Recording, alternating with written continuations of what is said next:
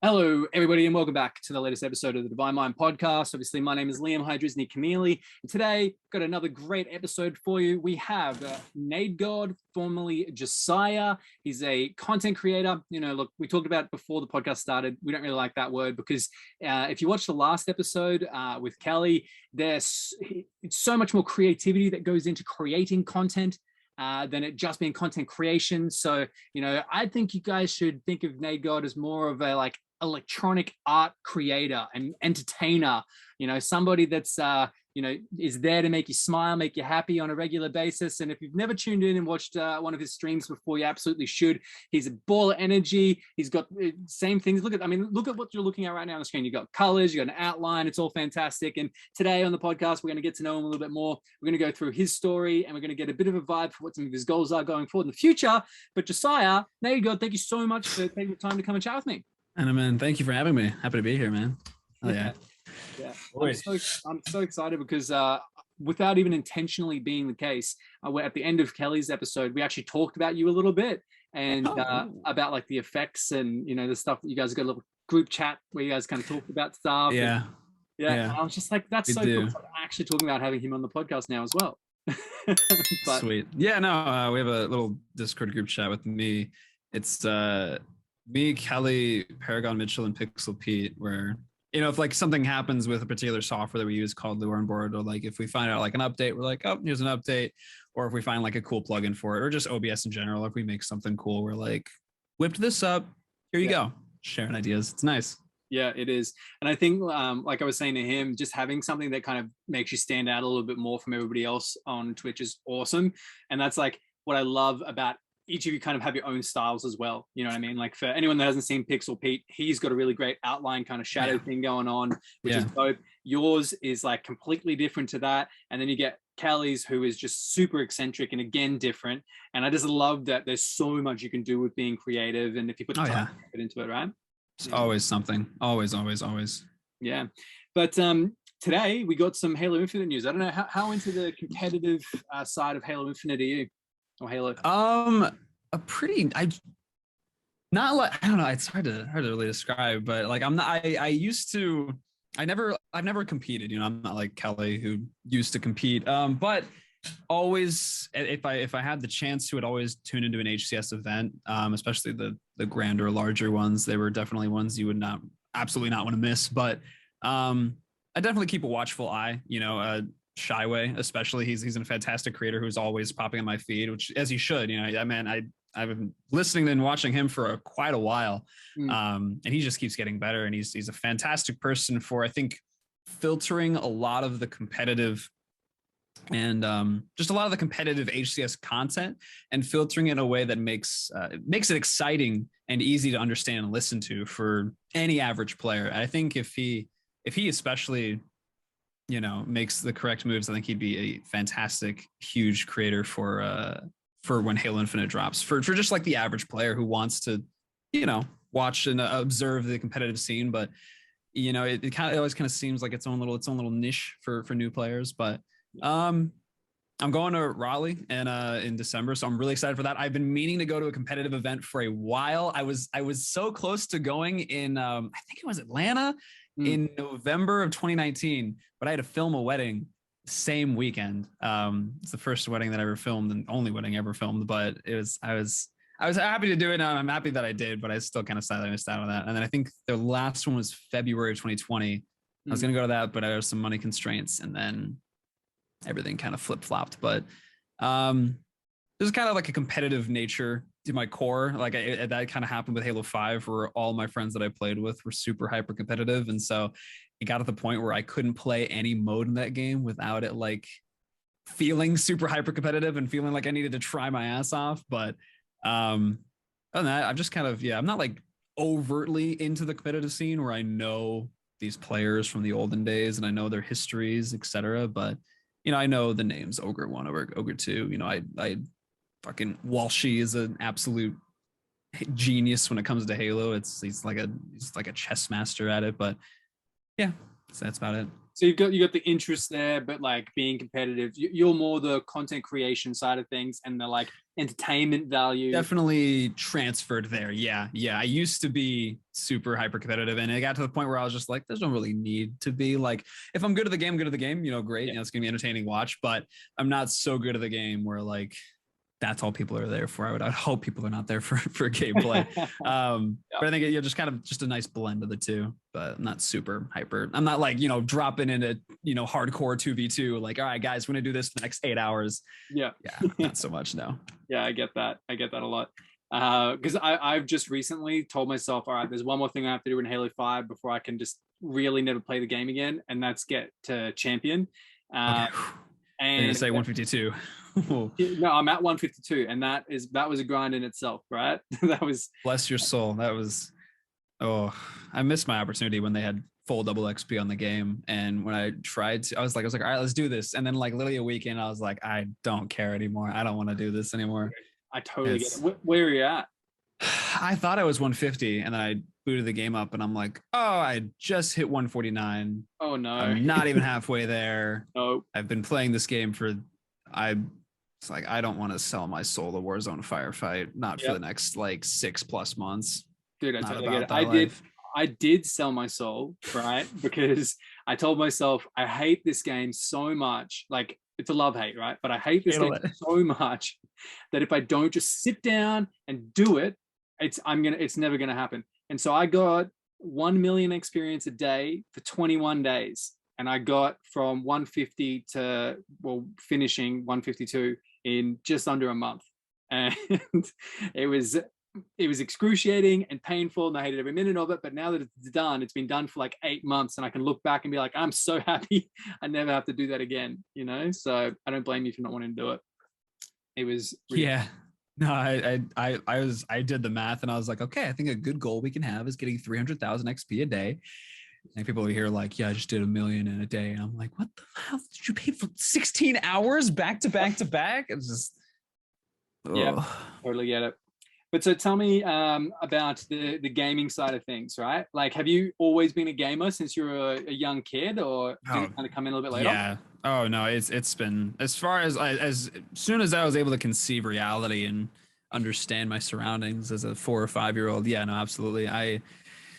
Mario Kart, Halo, my older siblings, who are 8 and 10 years older than me, they were playing Halo, having LAN parties in the basement. And I'm just kind of like, I have this, I think I have a memory. It's kind of hard to tell when you grow up because your brain has the opportunity to just create memories from nothing, which is scary to think about. But I think I have this memory of being in the basement in our house in Kalispell, Montana, and just looking around, and I'm just like, look at all these TVs, and they're all playing Halo. I'm like, I think I kind of understand what's happening, but I know it's fun. I know they're having fun, and I'd love to do this.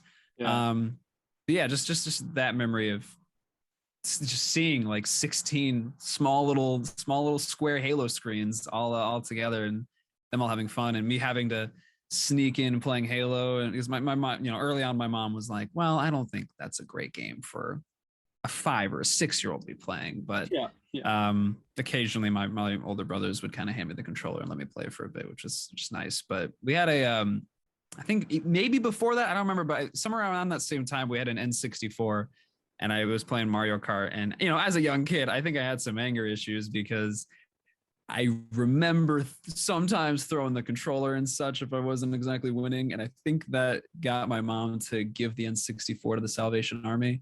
Oh, really? I remember being in the van, and I was sitting there, and I like got up and looked in like the back of the van, and I was like, why is the N64 in a box? And then the memory cuts there, and I was gone. But ever since I could, absolutely, anytime. Well, when you're growing up, what do you think's like some of the most pivotal games for you, like in becoming a gamer? Oh man, obviously Halo, like that. Halo CE, Halo 2, any chance that I got to play that. We would I don't remember where we were living, but Wednesday nights we would go to youth group and either help out, or we would just go there because they served my family grew up Christian, well, so they served free meals on Wednesday nights, so save a little bit of money. But they had this like giant TV in the corner where you you could go and play like Dance Dance Revolution, or you could play Halo 2. And me and my little brother would usually take it over and play that, or I'd have like Wii Bowling and such. But Halo CE and Halo 2 for sure, especially like in the years before I would turn like 10 or get into my teen years, Halo CE and Halo 2 whenever I got the chance. Games that I was actually like allowed to play would be SSX Tricky, a bit of Kingdom Hearts 2, even though it was really hard for me to understand the story of Kingdom Hearts 2. I played a lot of Kingdom Hearts 2. It's just a great game. Did you play Kingdom Hearts 3? No, actually. I saw this coming out on Xbox, but I just I don't know. I didn't have like a yearning to play it. As I grew up, I kind of grew out of single player games. Yeah. But because I'll just quickly let you know that if you found it hard to understand what the storyline was going in Kingdom Hearts 2 without playing Kingdom Hearts 1, Kingdom Hearts 3, you'll have even less of an idea of what's going on. Like, I finished that game and I was literally like, it was good, but like, I don't get it. I don't know. I tried to have my older brother explain it to me, and he's like, "Well, something connects with Final Fantasy," and I was like, "Why does it connect with Final Fantasy? Why do I need to play that game to understand this game?" Yeah. It's so confusing. But those two games, and I played a lot of the Wii. Super Mario Galaxy 1 and 2 were, I feel like I almost nearly fully completed those games. I played the hell out of them. Those two, the ones that come to mind. Also, Jet Set Radio Future was another big one. That was a big Xbox game my older brother Jordan would play, and I never played the story, and I'm going to pretty soon. But me and my older brother would just play 1v1s on there, and it'd be just racing around. The soundtrack for that game was fucking phenomenal. Loved it. I've actually never played it before, so I'm gonna have to look into it. Oh yeah, I'm trying to get an emulator working on my PC because I might be playing it tomorrow with my little brother on stream. But yeah, no, that's like one of the best Xbox games, hands down. Yeah, that's so cool. So then so what you've kind of said there is mainly Halo 2 was a lot of playing Halo 2, Halo CE, right? And that was like leading up to you being 10, like about 10 years old. Yeah, I wasn't technically allowed to play Halo until we moved to Nebraska in 2010. It was until like the day that my little brother were like, it's like, we're like, new state, can we finally play Halo? Like, we like put down our reasons yet again, like it's just aliens, just blue, purple blood, it's not that bad. I love how new state is also a reason why. Yeah, like it's a new chapter. Like, let's pull some of these restrictions off. And she was finally just like, all right. And so I remember like the day we were moving in, we sat down, me and my little brother like set up the TV, plugged in the Xbox, and I remember just playing Halo as like everyone's just moving boxes around us and, like crossing over the controller path. Because, as when I was like 11 at the time, my little brother was 9. We're not exactly much help to moving.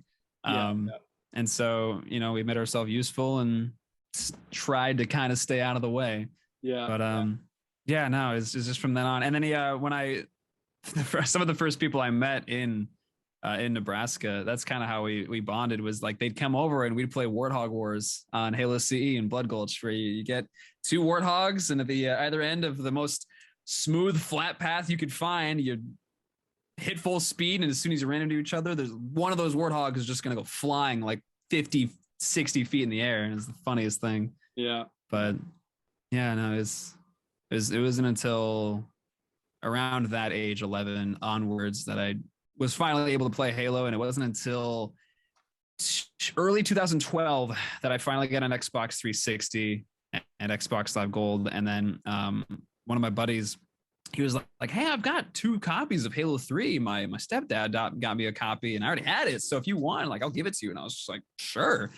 And that was the last I'd heard. And then I was walking down the street from a friend's house, and he was walking up, and he was like, "Oh, hey, I put that copy of Halo 3 in your mailbox." And I was like, "Oh, hey, thanks." Sprinted home, grabbed it, yeeted myself downstairs, threw it in the console, and I just like laid down on my couch, and I was like, "All right, campaign, let's go. Let's do this." And then the summer of Halo 3 summer of 2012 were my Halo 3 days, where it felt like a lifetime, but that's where I started meeting all of, like, my first Xbox friends that I would play other games with, and it was great. It was Yeah. just great to experience that right before Halo 4 had come out later that year. So when you played Halo 3, were you mainly just playing social stuff, or were you trying to get that 50 or? Yeah, no, it was all social, honestly. The whole competitive rank and such, I didn't really, it was a little hard to understand at the time, but it was really just getting familiar with things because, I was still fairly young and I hadn't really experienced, it was a whole world that people have had years to experience that I was just experiencing for the first time. So, I was just kind of playing around with Forge. I was playing custom games with friends, and I was just kind of like stressing and really kind of working that creative muscle to kind of figure out what I enjoyed most. And then eventually, I don't remember when I got Halo Reach, but started to get acquired with that. And then it wasn't until Halo 4 and then like actually kind of like getting slowly onto social media that like it really started to take off in terms of like getting into like the sub communities of Halo and, being introduced to machinima and clans, all sorts of stuff into which I eventually delved into. But yeah, It's a lifetime ago when you think back to that type of stuff, right? it really is, man. It's weird to think that was 9 years ago. Oh, Isn't that man. crazy?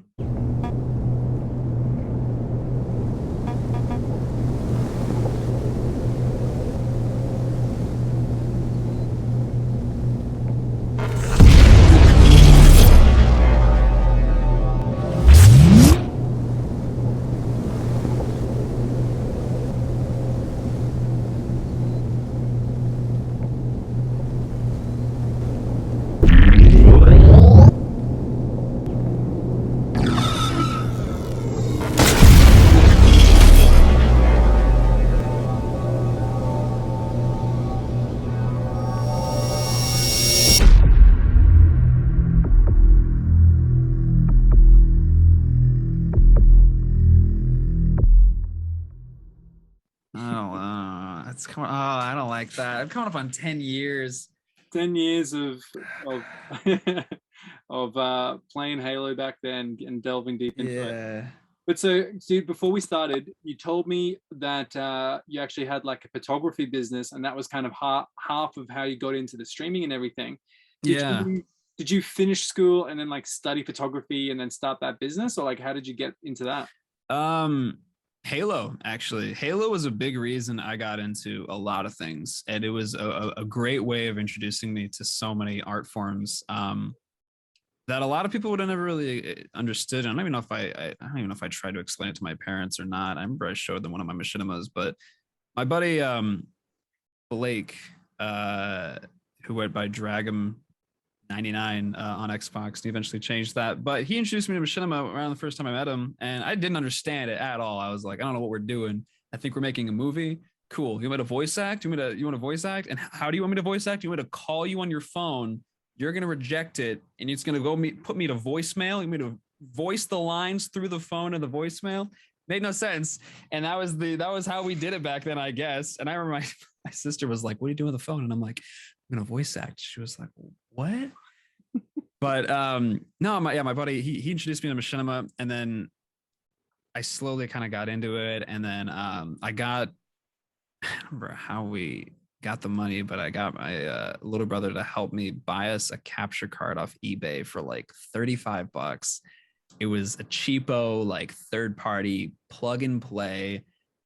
It was such bad quality, but Yeah. we started out, I think that was December. I want to say that was December of 2020 or 2012. And we started making Minecraft videos, and then I started getting more into machinima and exploring that community. But no, I learned a lot of skills and skill sets from Halo from just trying out the photography aspect of like theater in Halo, and seeing what other people can make online, and kind of seeing what kind of cool effects I can make within Forge and how that would look on camera. And machinima in general, like filmmaking. I almost went to college for filmmaking. I thought I wanted to be a filmmaker or something along those lines. I'd also dabbled a lot in voice acting. And I was like, maybe I could do acting, maybe I could do voice acting, maybe I could be a filmmaker or a cinematographer or do visual effects. Like visual effects were also a really, really big interest to me, and learning After Effects and all these programs that go into it. And I used to be in calls with I don't know if you ever knew Digital Virus or Stephen Hancock. He was one of the bigger machinima directors in the community. He's been there for a while, but I used to be in like Skype calls with him as he's doing visual effect shots for his machinima series Dawn of the Titans. But he taught me a lot in terms of that entire aspect. But no, I took all of his experiences, and eventually I was like, I'm really into like photography, and I can apply visual effects to photography, which I have plenty of times. But I took a photography class my sophomore year. I think I heard about it my freshman year. I was like, there's a photography class? And they're like, yeah. I was like, hell yes. So took that the following semester. Very quickly disappointed, which, it's a photography class for sophomores or whatever grade, you could have been in at the time. That poor teacher, she, at the time, I didn't really understand, but now thinking back, I'm fully aware, like, okay, she didn't teach us manual mode. She was like, if you want to access manual mode, you can, I'll show you how. But like, for the most part, we're going to be doing all this on auto mode, which is a horrible way to teach. And she gave us a packet to understand how f-stop and ISO and shutter speed work. And I'm just like flipping through it, staring at these pages, like I'm trying so hard to understand this, but I can't. So I call up Steven and I'm like, hey, can you explain how this shit works? He sits down with me, and I think like 5 or 10 minutes, I understand it. And I'm like, wow, that wasn't difficult at all. Thanks, teach. Yeah. But she was so photography on auto. That's exactly. She was so hyper focused on giving us projects instead of just actually teaching us or giving us projects. And then the other half was her being like, well, in college, they rip your pictures apart and they criticize you to hell's end. And it's like, we're probably not even going to go to college. Like, this is a semester class. Okay. Yeah. Like, I mean, get it. Your experience with photography in college wasn't that great. Okay. Yeah. All right. Don't take that out on us, children. Exactly. And your other classes in which you teach children are stressing you out. Please stop taking out on us. Just teach us how to use a camera and continuously do that. But I almost failed the class because I was like, we're getting a new project like every few days, and I'm just so not interested in any of it. And so I just kind of like stopped turning it in. And then I want to say, was that Christmas?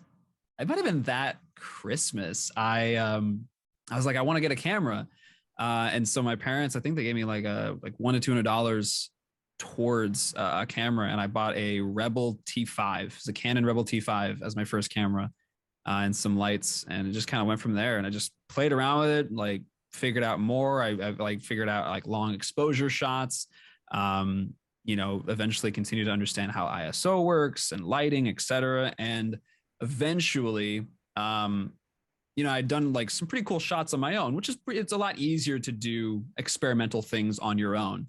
I started to like looking up like photography YouTube channels, and there was this big one called Flern on YouTube that taught Photoshop tutorials, and they had like this super cool guy called Aaron Nace, and he was just easy to understand, easy to listen to, and so I learned a lot of my Photoshop from him, and I did all these cool shots just in my room on my own. And I had a friend of a friend be like, they'd see that and they'd be like, hey, do you want to take my senior photos? And I was like, sure. And so I had someone else say the same thing like a year prior, and I was like, hey mom, hey dad, so people want me to take their senior photos. Would you mind investing $750 into me to acquire a PC in which I can quickly and efficiently edit these photos instead of my 4 gigabyte laptop, so I could, make money off this? And I wrote up like a 2-page document, like presented it to them, was like, please, because all I had was the motherboard and RAM at the time, and was really bad at saving money at that age. And so eventually they're like, sure. So got the PC, eventually paid that off. But I was thinking it was like my junior year, the summer before my junior year, I did senior photos. It was a big weird transition going from like photographing myself in my free time to understanding the concept of senior photos and how that works. And so first first person that I ever like. Like she eventually went with someone else after like the first session, which was good because they were really bad photos.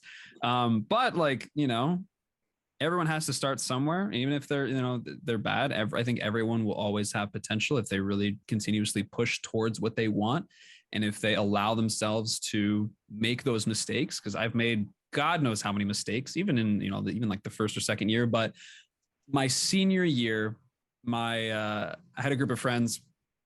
It was Grace, Jocelyn, and Emma, and they were like, "Hey, do you want to take some like photos of us for like for our senior photos, like and like just like we'd want you to." And I'm like, "Yeah, sure, like I'll do it for free. You guys are my friends, I don't mind."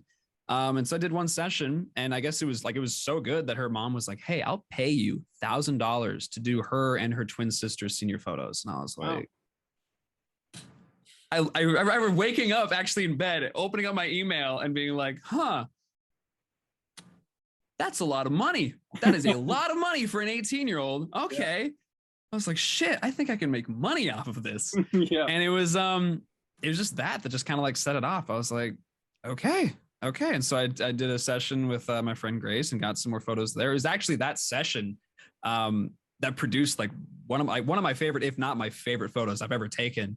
It wasn't even like super planned. I was just like had that idea, but there was that, and that just kind of like kickstarted it off. So like for my senior year, it was my first year, and I did some people's senior photos, whether it be like half of theirs or like all of them. And then from that, I just continued to learn. So after I graduated, I was gonna stay in Gothenburg for a year with the individual that I was dating at the time, but that didn't end up working out. So I moved to Omaha. And then for my second year, I just essentially just drove the 3.5 hours back every time I had a session. But yeah, everything that I learned, and every trial and error aspect I went through my first year, I applied that to my second year. Like I did like Instagram ads, not really ads, they're just like I advertised on my Instagram. I printed out some posters, and I went to the high school and I was like, "Hey, do you care if I like put these up?" And he's like, "Yeah, I don't care." And then my now roommate's mom, she was on the board of our little theater, because as our theater in our hometown, it only showed like one movie a weekend, but they showed like a slideshow of advertisements beforehand, and so she had me do some work for her, and so she just put it up there, and it ran like all summer long. I started doing like invoices and all these sort of things that like one would need for a business. But yeah, and then I did a third year, and then nice. And then after the third year is right around where it transitioned into this. But yeah, I learned a lot, so much about not only photography, but like just the business aspect of running a business and communicating with people effectively and keeping a lot of things organized, etc. And I'm just proud of it. I produced a lot of fantastic art, and I did a lot of side projects as well besides senior photos, and there's just a really good way to express what I could see through a lens. And then I took all that knowledge and applied it to streaming and the visual aspect of cameras and understanding that, and then eventually being able to teach other people who didn't really understand it and spread that knowledge out and help other people. And so yeah, that's that. Yeah, that's really cool. So were you playing games? Like, were you still gaming the whole time while you were doing that business and you were learning photography and the business skills? For the most part, yeah. There was a section, and I don't remember what section it was. I can't remember what year. If it was involved in the first, it'd be the first year. It would have been sometime in the first year. My sister-in-law was like, "Hey, I want to buy an Xbox for your older brother. Would you want to sell yours?" And I was like, "Sure." I don't remember why I said sure, but I was like, "Sure." So I sold her my Xbox One. And I don't know how long of a period I went without one, but I remember that period of my life was the most productive I have ever been, because I had no reason to be not productive. But yeah, and there was a small period where I didn't have an Xbox, and I think that was during my first year. But other than that, every other period, yeah, I've always had a console or some way to be gaming. Yeah, absolutely. Yeah. And so you mentioned the transition. how do you go from running this business where you're making money, you've done it yourself, you're putting out some really great art, does someone come along? Like, did you have someone that you know, was like a little bit of a role model for you or something that kind of was like, hey, you should do this? Or was it just off your own back? You're like, you know what, I want to be a content creator. I want to be a Twitch streamer. Yeah. It was myself. I moved out August of 2018, and that's when like around that time and around the summer of 2018 is when I started my third year of photography. And I kind of limited the spots. My second year was my busiest. I think I had like 20 to 30 some clients, and I was like, I am so tired of driving back to Gothenburg. It's a 3.5 hour trip there and then 3.5 hours back. Like it's just a pain. And I was starting to kind of get a little bit burnt out because it was a little bit getting more very rinse and repeat of like, you know, it was kind of falling into like a template, and I hated falling things into a template. I felt so, it felt so disingenuous if I knew I was editing someone's photos to look nearly the exact same as somebody else's. I always try to do something new or bring something new to the table. It's almost having like one of those Photoshops. Are they called LUTs? You know, where you could just do the same thing over and over. Yeah, LUTs. I mean, like LUTs are great, and I use LUTs, but I didn't want to get to the point where like someone could look at a photo and be like, oh, I know exactly who took that. I know exactly who edited that. I didn't want every photo to look the exact same, regardless of like the location or what we were doing. And so I always try to do like something new, and it felt like it was just kind of like rolling into a template. And I was like, okay, senior photos, parents want what they want. There's not a whole lot of room for like creativity. And it was like, I was like, I have these locations that I like to use, and I felt weird by like bringing people to the same locations I've used. And like, I thought I've reused locations, even though it probably wasn't that big of a deal. And they probably didn't even realize, but like in the back of my head, I'm like, are they like, you know, like, are they thinking badly of me because I'm bringing them to a location that I've already shot photos in for somebody else? Like, I don't know. It's just, it felt weird, but, and I think I did about five or six clients for my third year. I did a great job too. I hadn't really remembered, but I went back to look, and I was like, I never posted the photos, but I was like, these were good, and I was satisfied with it. I was really happy. Because it's honestly kind of good that I limited to myself, because I was able to really focus on those individuals and give them a really nice quality product. But I was just kind of getting tired of it, and I was unsure if I wanted to do senior photos here in Omaha, because again, of that whole rinse and repeat process. But eventually I kind of wrapped that up, and in April of 2019 is when I started streaming. And I think it was over like that past year, I would occasionally stream like just through my Xbox through Twitch. Like I knew what Twitch was, but like I didn't really know what Twitch was. I was like, yeah, you live stream. And that's about as far as my brain went. But I don't remember ever watching anybody. I was just like, this is kind of fun. And then I remember there's this one stream of me playing Halo 4. I think I might have the clips somewhere in my computer, but there's this one stream of me playing Halo 4.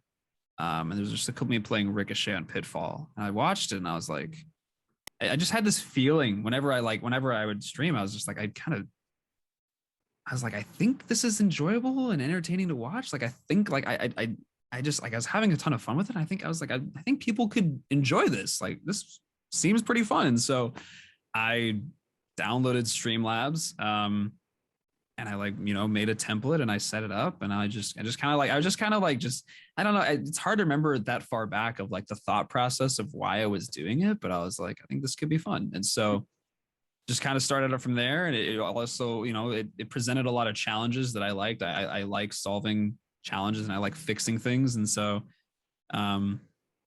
just kind of went from there. And I was just like, I don't know what I'm doing, but this is what I'm doing. And if it turns into anything, cool, but I'm going to have fun with it and see where it takes me.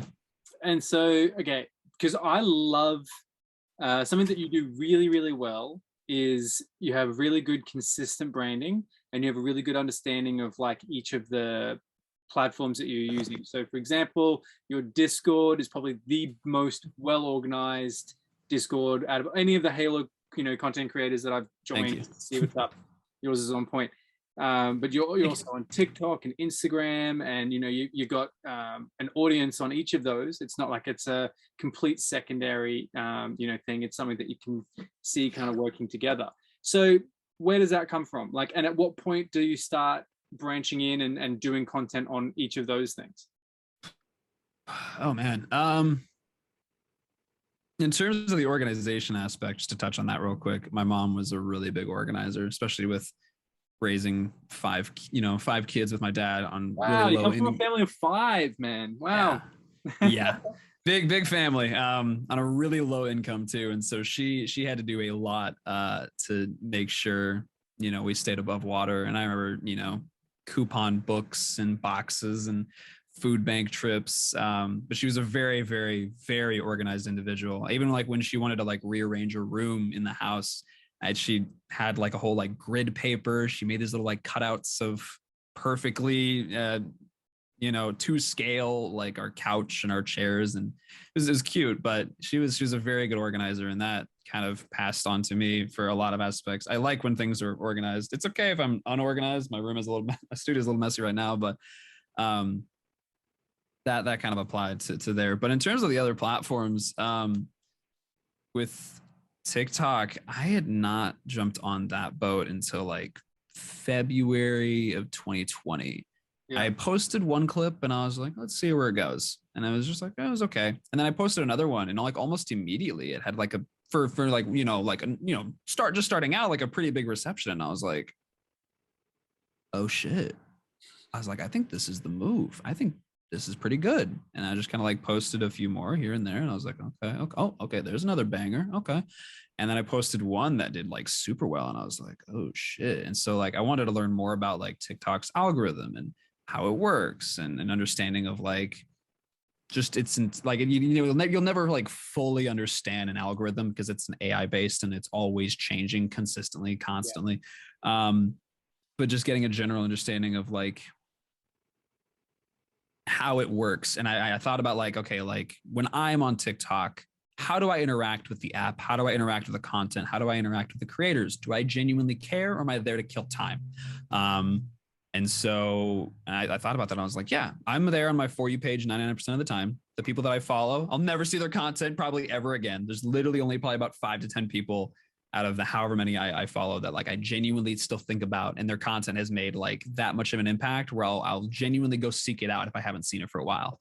But for the most part, I'm just there to kill time. And that's what most people are there for. And understanding that is a good thing. But it can be a very good platform for growing your audience. And it's a very easy one too. Every single piece of content you put out there has just as much of an equal chance as anyone else's. And if you're smart about it, and if you really think about like what people care about watching and like what you care about watching, like if you like a video and you're like, why did I like that? Like, what about that did I find entertaining? And what about that held value to me? That it kept my attention. Or maybe if you found a video that was like 1 to 3 minutes long that like genuinely kept your attention. I was like, what about that kept me watching? Because it's so difficult, especially in this day and age, to grab someone's attention and keep it. Oh, yeah. That's why streaming is so hard, is because it's hard to be entertaining for hours at a time to keep people there genuinely engaged. And so, yeah, it's just kind of understanding that and trying to really pull that in. And it's hard to stay consistent with those sort of things, especially as like a one-man army of like going back and forth, beyond all of it.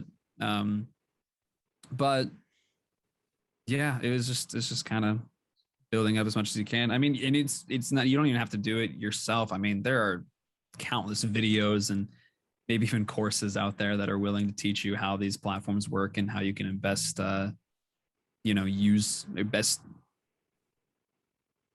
apply them. Or I'm not trying to, I'm like I got the words right there, but they're jumbled up in my head, but you kind of get what I mean. But get the most out of each app. There you go. That's what I wanted to say. Yeah.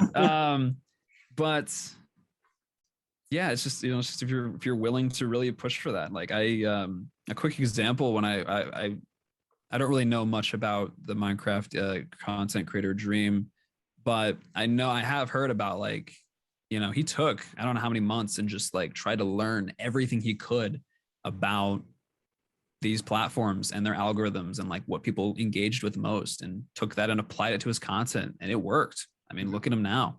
So I mean, anything out there is possible if you're willing to genuinely take a step back and understand what people are interested in and what they want to see. And as well as you have to be willing to evolve and adapt and change. Unfortunately, a lot of creators, if they ever do reach a peak or ever do reach a point where like they have a large amount of people watching them or engaging with them, they settle in and they just kind of let it ride. And you can't do that on social media. Unfortunately, there's a lot. It's constantly changing, and it's getting faster with it. TikTok, especially. I remember years ago, we used to have, there used to be like a monthly meme calendar where it's like, this is the meme of the month and this is the meme for this month. And that meme would last for a month, all over social media for the most part. And then now it's gotten to the point where memes and trends, they come and go within a few days or a week at a time.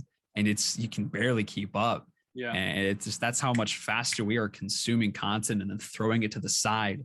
And you have to be willing to be able to like really try to stay up to date with that and evolve along with it if you want to keep up in today's climate. Yeah. Speaking on the very technical business aspect of it, if for that, but yeah, man. So I have a question for you. If you were talking to, let's say a younger version of yourself or like a kid who's doing this content creation stuff, which app would you be telling them outside of streaming and maybe even YouTube? I'd say, most people understand those two. Where would you be telling them to put their time, and like what should they be doing in your opinion?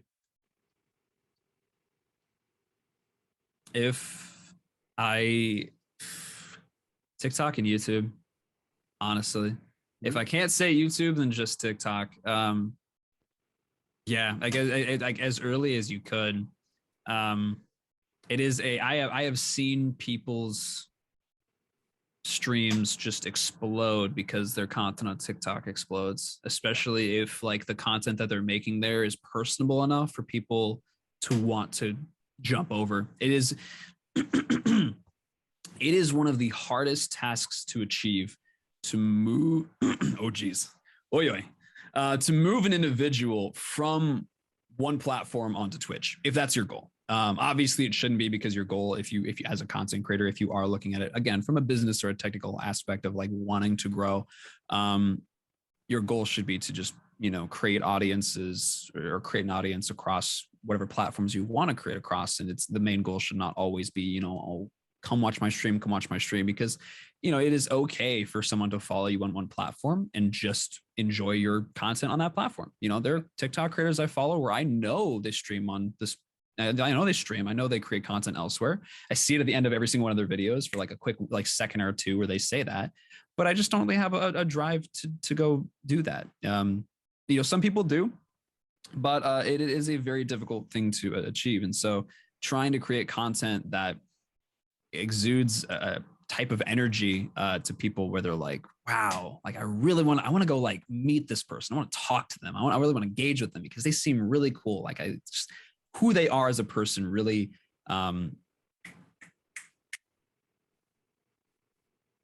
words.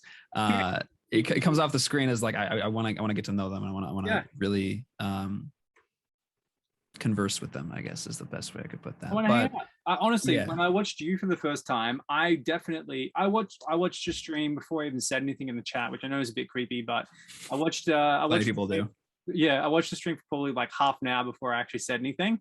And the whole time I was watching it, the way that you talk to your chat, it's like you're hanging out with a bunch of friends. And like you're referring to a lot of people by their names and not just the names that are on the screen. And, you're talking about memories and things that, have happened in past streams or in other bits of content or whatever. And all of that made me want to check out more of your content and was like, hey, this is a guy that I want to talk to more. I want to find out more about. He's a cool guy. And then since then, I got to play a few games with you and with Tarquin and a bunch of guys in the Infinite Flight, and that was just a bunch of fun. It was awesome being able to hang out and get to know you guys a little bit more. But that is so hard to do. And I think you do a really good job of it when you're not really talking to the other person. You know what I mean? Like you're talking to the camera and the other person is like, you're in here, right? Yep. Yep. And that person then gets to make the decision, you know, like I do want to engage with them a little bit more. So Yep. engage a little bit more people here. Yep. Yep. It is. But yeah, I know exactly what you're saying, man. I think that's really cool. So looking forward for you, future wise, right? Actually, no, before we go there, at the moment, you've got lots of different content going out to lots of different platforms, right? You don't have to answer this question, but I just like to give it for all of the kids that think they're going to become multimillionaires overnight. You know, if you're looking at, you know, I think what TikTok, you got about 15K followers on there. Twitch, you got about 3K or no, 3K. Same with about on Instagram, it's like 2 and a bit. YouTube, it's 2 and a bit. And you're a full-time content creator, right? Yep. Yeah. Yep. What, like, as in terms of money coming in, which of those is making you the most money? And is it something that is like, is it a lot of money and you're super well off, or is it like, you know, it's enough for you to be able to kind of keep going where you're at, and try and improve it over time? Yeah. So Twitch is what brings in the most, which makes sense because it's where I put a majority of my time, which for the past 6+ months or so, I've been trying to dip or take my entire hand, which is, you know, dipped all the way into the Twitch pool and kind of pull it out, and engage in all these other platforms and put time into it. Which would be, I put so much into my stream that it would be easier if I didn't, but I would hate if I didn't, because I know I can always do so much more. But yeah. Twitch makes the most amount of money at the moment, and we just recently we have like one video on the YouTube channel just completely pop off for like a few months ago in July, and that video right there got us monetized on YouTube, which was nice. We made like $150 or so. But there was, sorry, what was the original question?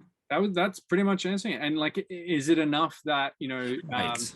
You know, let's say if you were gonna compare it with working like full time in a normal job, is it like, would you say it's the same amount as that, but you're doing something that you're passionate about? Is it less than that? Is it more than that? Yeah. I worked at Best Buy for like 3 years. I started out at $12.50, and then I left when I was making around $15.37. I never worked full time because I would, one, I'd hate it, and two, I would never have any time to do anything that I was doing, because like the entire time that I was working at Best Buy, it took me about 2 years of creating content and streaming to eventually have enough to quit. And I still make, first, like, before anything, like, I'm incredibly blessed because I live in a house with, at the moment, 5 other individuals. So there's 6 of us. Yeah. And even from like the get-go, it's been very cheap to live here. And so I've been blessed to like have a place where it's not super expensive. Only for like the past few months have my expenses in an entire month have been like over $1,000. And that's because right now, for the past like month or two, I've been renting out 2 rooms. So this room is my studio, and the room over there, which I first started out when I moved in here, is now my bedroom. And so that obviously doubles the rent. But no, I'm incredibly blessed to have a community of people that are incredibly supportive, to keep what I'm doing here, going. And for the past like year and a half, if I would go back, I would definitely do a much better job of like saving money and putting it away. And it's not to say like I was wasting money. Majority of everything that I'd made in 2020, I basically had put back in. I had this big notion and big motivation to try and invest as much as I could in, because I wanted to make my base platform like as solid as it possibly could. So when I build upwards, it's sturdy. If something goes wrong, it's not going to all topple down. But I eventually had enough to where I could go full time, and if for some reason the content or the income just disappeared, I would have enough for like a few months to figure something out. But I don't really see that happening. Yeah. But yeah, I think you answered the question really well, and it's yeah, just good honestly. because yeah, I just think it's good that kids get an idea of that even when you get to a point where you're a content creator full time, there's still a fairly long journey before you get to the point where there's so Yes. much money coming in that it's disposable. And a really good point that you mentioned there as well that I don't think kids realize is that when you're making that money, you have to reinvest it, right? Your quality Yo, of absolutely. your production Absolutely. quality and like the stuff that you're doing has to improve. Do you get an editor that can help you with videos so you can spend more time on other things? Like you gotta like that's almost the smartest thing to do as soon as you start making money is look at how you Yeah. put money back into it, right? I almost threw away my first Twitch paycheck. And what I mean by that was it was so weird. I don't know. Like there's some thought processes I had even a few years ago where I like at that time it made sense, but thinking back, it was like, how did that make any sense? But like I was inspired because at the time, the whole videos of like donating money to small streamers, it was huge. And I had this thought process where like, what if I made one where I donated to small Halo streamers and it like it popped off, etc. But obviously, like with the way YouTube works and how I understand it now, like that would have never worked. But I almost used my first Twitch paycheck to make that video and just thinking that would have been a helping thing. But But yeah, no, even the thought process behind that is a thought process of progressiveness, yeah, which is really important because I think absolutely. that's better than getting your first Twitch paycheck and being like, all right, drinks from me tonight. Yes, absolutely. Oh my gosh. Yeah. No, almost every paycheck, I was just like, all right, what can I buy? Like, what's in my wish list? What's in my cart that like I think is genuinely gonna like help me improve this content and continue to push it forward. Yeah. And I'm not saying like that's the model that every single individual needs to follow, and there's no model or instructions sheet that every content creator will has to follow. I think that speaks for itself, and I would hope that every individual understands that. But that's what worked for me. I found a joy in investing and thinking and finding other creators and what they were doing, and I was just like, okay, what are they doing really well? What are they doing not so well? And like, how can I take that and apply that to myself? Like, what can I learn from this person?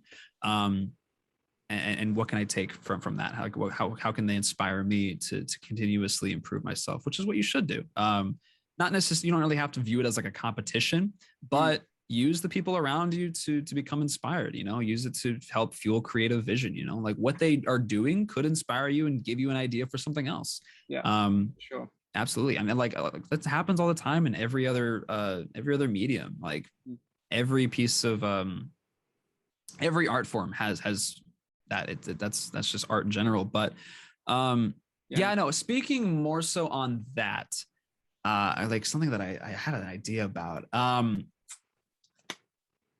Just the whole making money aspect and what I've had to learn on my own. Something that I'd like to say is everyone's journey is their own. And this, like, being a content creator is what people want to be. It's what kids want to be. It's what teenagers want to be. And it's just fine. It's, it makes sense because of how human nature works, but it can be a very damaging thing to delve into and to want to put all of your time and effort and money into. And if you're not careful, not even on like the technical and the business and the money side of things, but even on like the mental aspect, it can damage you and it can, break you if you're not careful. But speaking on that, I mean, everyone's journey is different. Everyone's journey is their own. Some person might pop off within a first few months of streaming and get to a certain point. Some people, it might take years until they get to that point. But if they really, really want it, and if they think they can do it, and if they truly, genuinely believe in themselves, which I think is a really, a very important aspect, as cheesy as someone could say it is. If you can't look at yourself in the mirror and like truly see what you are capable of, or truly believe that this is something that you can do, how could you possibly expect anyone else to do the same for you? Yeah. I'm gonna And have to so find some like like speech music, hype music to put behind the back of that, because Sure. no, that was absolutely brilliant, and it's good for, I think, any kids that end up watching the podcast to hear that type of thing, right? Because Yeah. it's really important. We are getting close to an hour, Oh, and jeez. I know it flies by, right? It does. Oh man, it does. Yeah, but like I said, everybody, this is just our first opportunity to get to know you, and I'm sure we'll have Yeah. other opportunities in the Absolutely, future. dude. So, Absolutely. but I do have a few questions that I like to ask Yeah. to wrap up at the end. Go for it. The first one is that if you looked at yourself 5 years from now, right? So in 5 years' time, and everything in your life goes right, you put all the actions together, you have the right goals set, you do whatever you need to do, and it works perfectly. 5 years from now, what's the dream reality for Josiah? For Nadegod, is it that you're making millions of dollars? Is it that you've got your own house? Is it that you've started up a business where you're giving back and doing something else creatively? Are you married with kids? Have you got 400 dogs or 300 cats? What's the dream reality in 5 years from now for you? That's a difficult question, man. It's difficult because the last few years of my life have been, they're just constant, they're constantly changing. And so many things have happened and will probably continue to happen that I would have never been able to like truly expect or predict. Things are always changing. Life is always changing, and it's hard to really feel like you have a grasp on it and that you truly feel like what's going to happen. But my answer might even change in like a year's time, which is fine. But That's exactly fine. Yeah, but for you right now, where you're at. I would like to.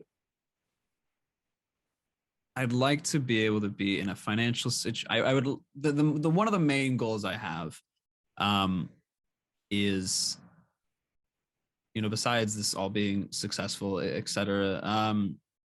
I want to be able to free not only myself but my family from financial burdens, because that's what we've on. I feel like we've never really been able to like escape it, and to be on a more personal level, like that's kind of like what I always felt like my dad was doing. Whenever I saw him, it was always him getting home from work, and he was like always working. And every job that he worked at, it seemed like he didn't enjoy them, which was fair. You got to take what you can get. But he worked to the bone to make sure that my siblings and I, had a good life, or as good as it could be, and that we at least had a chance to make something of ourselves in time. And anything else, like even my siblings and their families might be dealing with, I'd love to be able to take that burden off of them and allow them to just live their life without worrying about having to live paycheck to paycheck. Just taking that worry out, because it's such a huge amount of stress, and taking that level of stress off and just allowing them to live and care for their kids and not worry about whether or not there's going to be food on the table in the next month or so, and making sure they budget out their stuff and making sure they buy the cheapest food option, just kind of stuff like that. I'm not saying like that's a bad way to live, but no, dude, I love what you're saying, and it's got the right intentions. You know what I mean? And there's a beautiful thing that happens when people have financial freedom, and that is that they start putting more time into passions. Yeah, right? Yeah. Oh man, my brother Jordan, I know he wants to. He's released 2 songs. That is buddy Brian White, whose music I play on stream a lot. He produced it for him, and he released 2 songs, and he's been playing guitar, and he used to be in a band when he was a little bit younger than my age now. And I know he wants to make music, but he just can't right now, and he doesn't have the time. And I like stuff like that. My older brother Adam, I know he wants to open a brewery here in Omaha, because he's really into, you know, fine alcohol and that sort of stuff, and he knows his stuff, and just allowing them to, yeah, like pursue the passions that they have always had. Because one of the main drives that I have for all of this, besides just enjoying it and loving what I do, is I didn't want to like give up the opportunity that my dad worked and my mom worked so hard for, because I feel like it would have been like a passive slap in the face to him, that I would like be given this opportunity to do more and to do better, and I wouldn't want to fall back into the cycle of like working paycheck to paycheck for my now kids to get the opportunity that I was given, that I messed up on. Yeah. And it's just this continuous cycle over and over and over again. But yeah, any opportunity that I can help the individuals around me, whether they're family or not, I would love to have. I've you know, when the money allowed, I would do giveaways on stream, and I would try to be like, okay, if you need a headset, enter into this giveaway, you know, like if I'm trusting them that they would do that. And I've been able to give headsets to people who have had ones that like have broken or like haven't had one ever. And it's been great. It's just stuff like that like allows me to, you know, it kind of fuels the passion and the drive forward, because I'm able to help other people, whether they're next to me or they're across the world. Yeah. So I love that. And the last question before we wrap it up is that generally I reached out to you individually, but when I asked Kelly this question, he mentioned you. And that is, I generally ask the guests on the podcast to choose somebody that they'd tag in to be the next guest on the podcast that's got a good story, or that you'd like to hear something more from, or just, you know, a friend or somebody that you spend a lot of time with that creates content that's in the esports or the gaming scene. Doesn't necessarily have to be Halo, but just someone who you think's got a really good story and they would add value to the podcast. Can you give me, who have you had on so far? We've had, I think we're at almost 40 episodes now. So we've had a bunch. We've had, I'm going to miss someone. We've had Tony. We've had, Why Not Be Casting. We had Nap Times. We've had Bound. We've had Oath. We've had Ascend Hyperion. We've had Tarquin. We've had Kevin Kulex. We've had Active. We've had Barcode, Madzi, Lunchy. We've had Real Life Spartan. Damn. Shit. European Halo, Infection Hub. We've had Miss Precursor. We've had the Gamers in the Attic. we've had quite a few. Yeah. Flip. Man. I was gonna say talk when we've already had him on a while ago. Shit. That's a difficult question. For a podcast first, I'm gonna let you have more time to think about it and come back. Have you had Pixel Pete on? I haven't, but I've reached out to him. He was a part of an org that we almost took over. When they went out of business. So yeah, gotcha. I will talk to him eventually. But yeah, have a bit of time, think about it, and then you can let me know. But before we wrap up, is there anything else you want to say to anybody that's still watching? Is there any other information you'd like to get out there for the world to know? I think the last thing that I wanted to say during a little bit ago that I didn't really get a chance to is patience, man. I think patience is one of the hardest character traits to acquire, but it is one of the most valuable and most important ones. Not only even in content creation, just social interactions in general with anything in your life, whether it be your friendships, relationships, or your career, etc. But it is one of the most important aspects, and we are living in a time where it is not encouraged. We live a fast-paced lifestyle where things are instantaneously at your door. You take a look and you're like, I need to order something. Can you be here tomorrow? Perfect. I get food in my door in 30 minutes. Perfect. I can, all of these pleasures in life can be accessed instantly.